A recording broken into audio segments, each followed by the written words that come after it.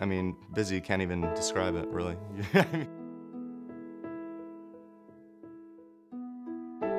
Yeah, no, it does get cold in New York. Not quite the same way it gets cold here. Have them, and anything that we're still going to need to read. This is a normal film.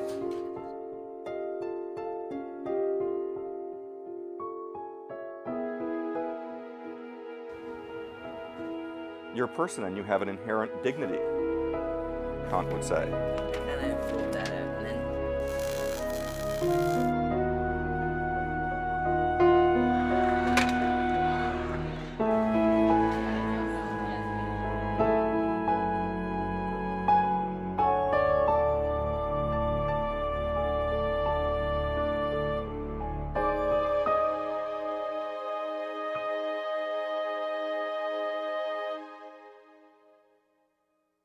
UVM is this perfect size where it's not so big that you're just lost, but it's not so small that you know everybody.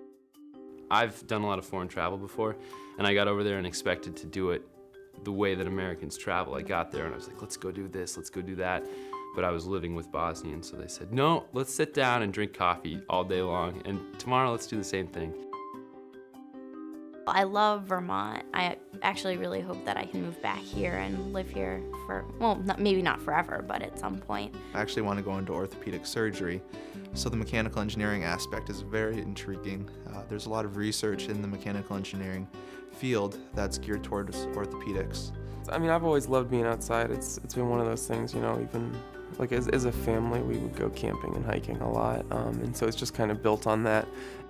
I'm trying to understand how natural systems work, and then how you can use the principles of ecology to then create communities that are more sustainable. Pula, la, pula, pula, la, pula, pula, la, pula, pula, la, pula, pula.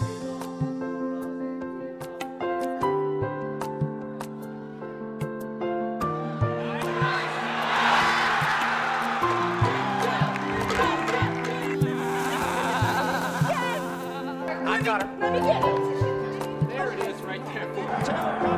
Having a great game. BU goes down. He is having.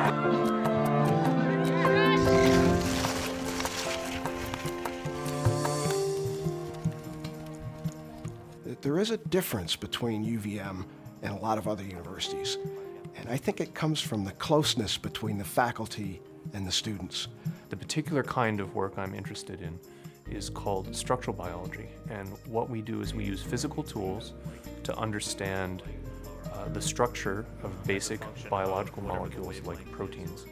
One of the things I like to do is actually teach my courses in ways that take students out into the community. The focus that I've been most engaged in recently is going to Cuba. The students and I travel to Havana for 2 weeks. It's a kind of contact and exposure that you just can't get on your own when you're traveling somewhere.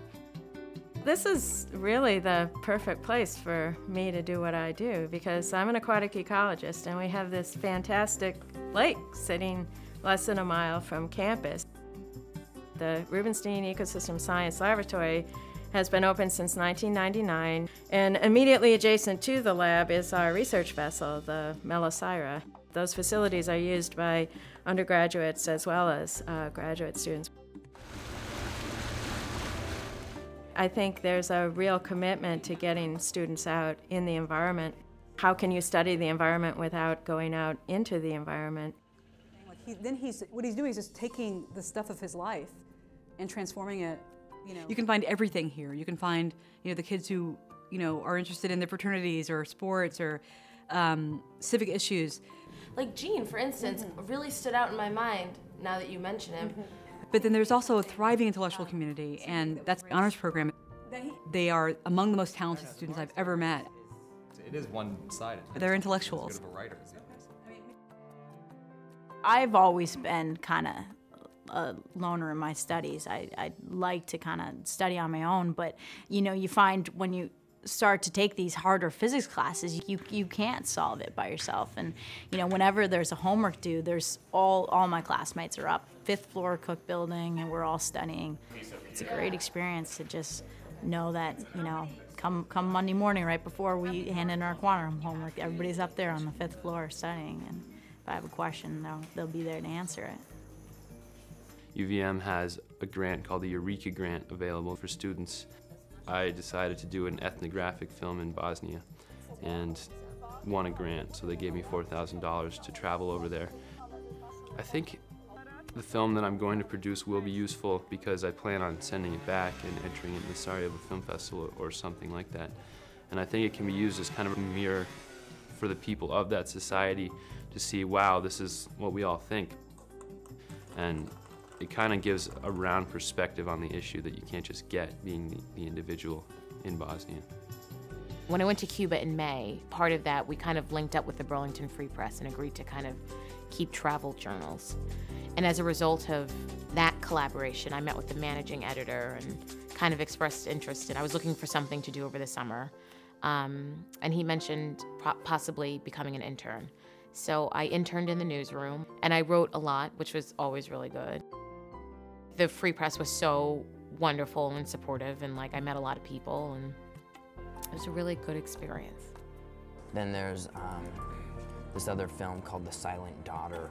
That dialogue between the student and the faculty is what I think drives most of us. That's why I enjoy coming to work. People pay me to come and work and interact with students that are intelligent, ask great questions, have unique observations and different points of view that actually get me to think about things that I probably would have never thought of.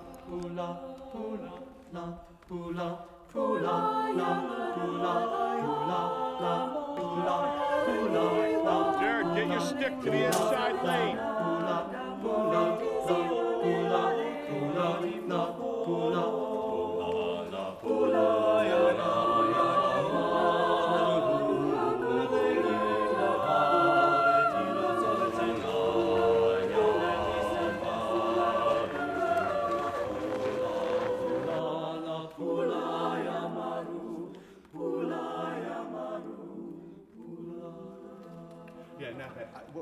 Our tension right here is keeping motion without letting it speed up.